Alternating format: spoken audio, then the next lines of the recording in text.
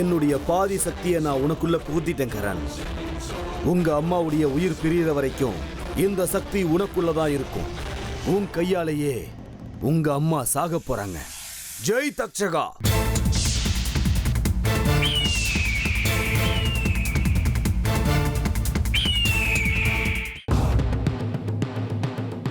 பரவாயில்லையே, நான் செய்யணும்னு நினைச்ச காரியத்தை எனக்கு முன்னாடியே வேற யாரோ செய்யறதுக்கு ஆரம்பிச்சிட்டாங்க போல இருக்கு. அமிர்தா, சொல்லுங்க சித்தி. நீ மருமகளா போற வீட்ல ஒரு சாவு விழ போறதா எனக்கு அறிகுறி வந்திருக்கு. அப்படியே நடக்கட்டும் சின்னம்மா. என் வேலை சுலபமான மாதிரி தானே. யாரோ எனக்கு நல்லதுதான் செய்யறாங்க. என்ன அமிர்தா புரியாம பேசுற? புரிஞ்சுதானே பேசுறேன் சித்தி.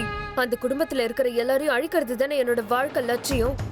ஒருத்தர் செத்தா எனக்கு சந்தோஷம் தானே. அழிஞ்சு போகட்டும்.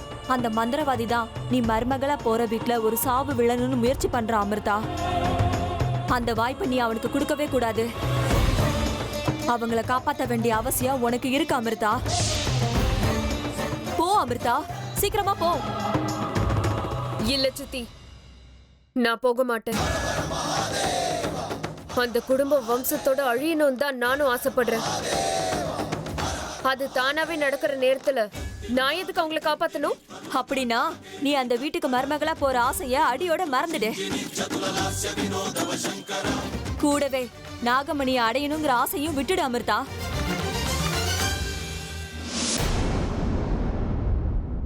சித்தி, பின்ன என்ன அமிர்தா, உனக்கு மாமியாரா வரப்போறவங்க இறந்துட்டாங்கன்னா அதுக்கப்புறம் உன்னோட கல்யாணத்தை 1 வருஷத்துக்கு தள்ளி போட்டுடுவாங்க.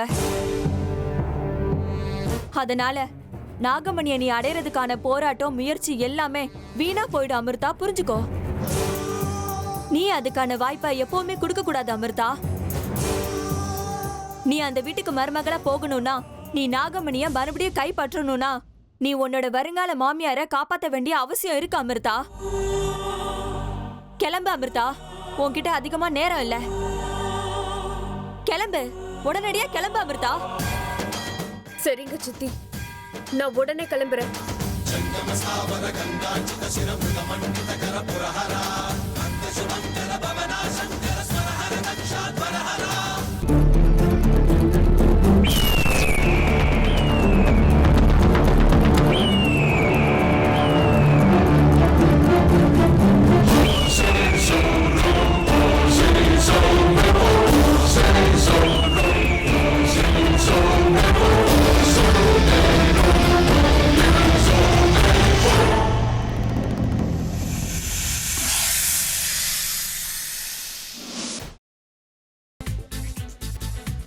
புதினா போண்டா.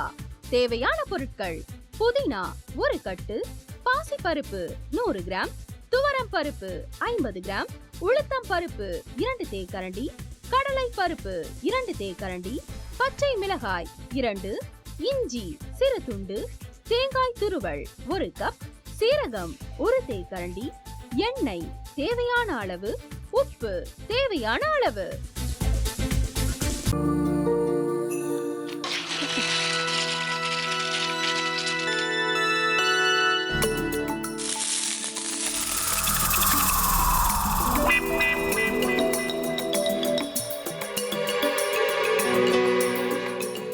இந்த ஆம்லெட் பண்றதுக்குள்ள போதும் போதும் ஆயிடுது.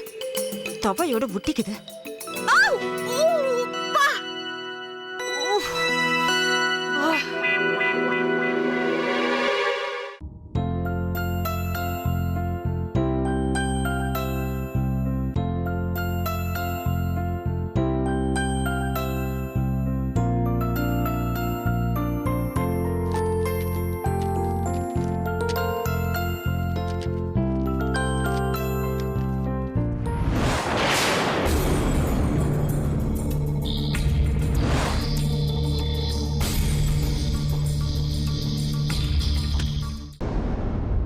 அமிர்தா இப்ப என்ன பண்ணிக்கிட்டு இருப்பாங்க? நாளைக்கு எல்லாரும் சேர்ந்து அவங்க வீட்டுல பொண்ணு கேட்கறதுக்காக போறோம். என்ன மாதிரி அவங்களும் ரொம்ப எக்ஸைட்டா இருப்பாங்களோ? அதான் போன் நம்பர் இருக்கே, போன் பண்ணி கேட்டுடலாம்.